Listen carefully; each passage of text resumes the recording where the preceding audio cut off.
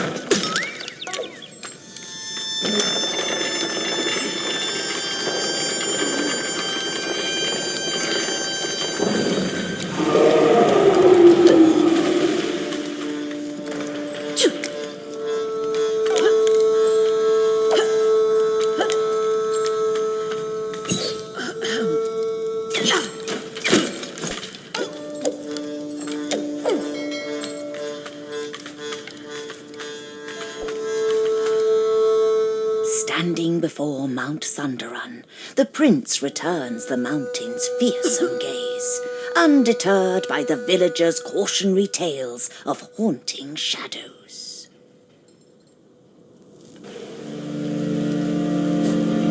Prince Aedric scales the snow-laden mountain, braving biting winds and a perilous precipice.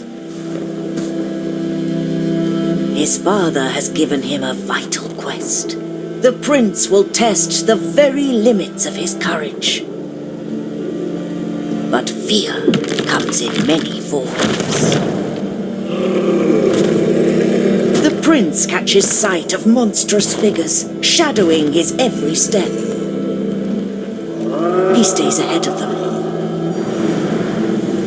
But the blinding snowstorm is not on his side.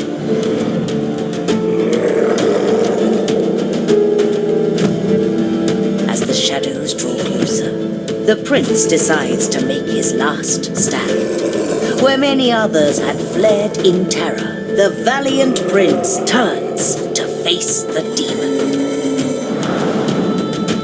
But the prince cannot believe his eyes. The monsters were merely villagers in hideous costume. The puppets confess they never intended the prince harm, only to scare him away for his own sake. They reveal that, though the flower known as the Night Sun Orchid may cure any ailment, it will inflict a terrible curse upon the one who cuts its stem. The prince wonders, has it all been in vain? No, it cannot be. Aedric explains he is on a quest to save a life other than his own, no matter the risk to himself. The villagers are moved by the prince's bravery. After much deliberation, they finally agree to grant him passage. But first, they need his help. A few days ago, Some of their fellow villagers were trapped in a cave-in after delving too deep into the mountain. If the prince can brave the dark tunnels and save the hapless miners from the collapse, he may find what he seeks in the heart of the mountain.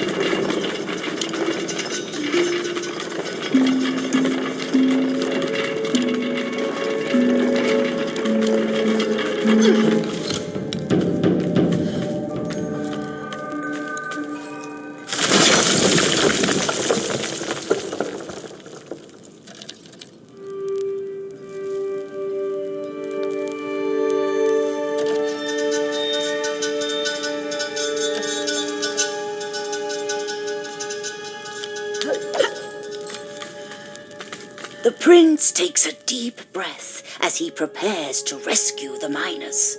The plan is bold, but its yield uncertain.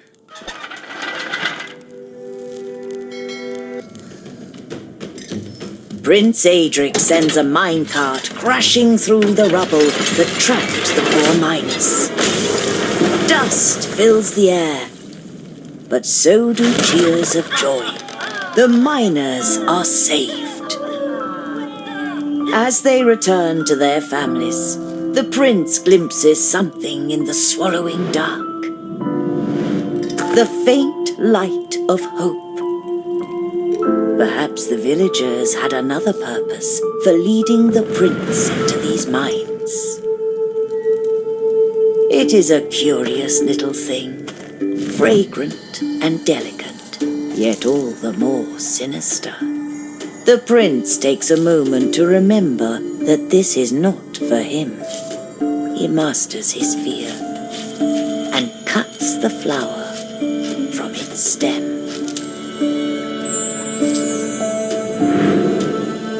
He feels no different. He wonders, was there ever a curse? But so long as the flower can heal any ailment, as the legends say, that is all that matters. As the prince makes haste back to the king, he recalls the villagers' recitation of the curse. When love becomes hate, hope becomes fear, and courage becomes fury, then will blessing become curse. Prince Adric swallows his fear of the curse, places it somewhere deep and dark, a cave of the mind. There is little time for doubt. There is little time at all.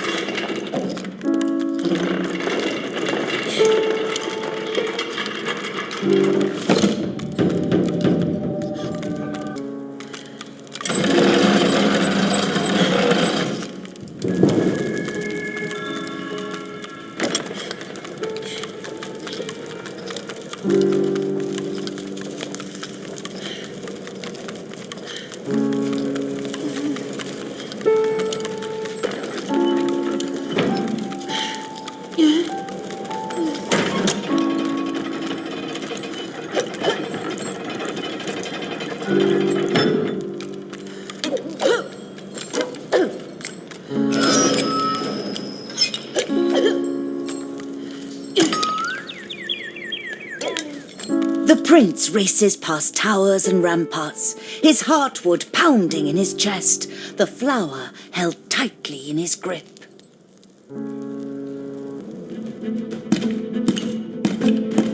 As Prince Aedric returns to the castle with the healing flower, he lets nothing and no one distract him from his purpose. He has completed his quest, just as his father the king asked of him.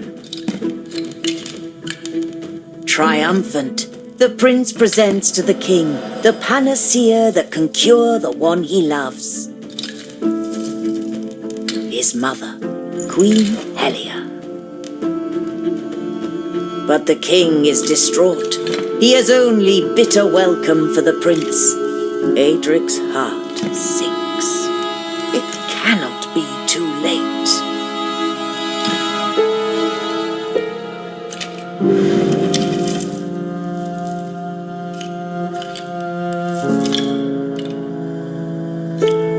For all his courage and travails, the prince's effort is in vain. Queen Helia has already taken her final bow. King Caliban is furious. He blames the prince for failing him and the queen. But worse still, the prince believes it and blames himself. The king orders the prince to leave his sight. Ever the dutiful son, he obeys.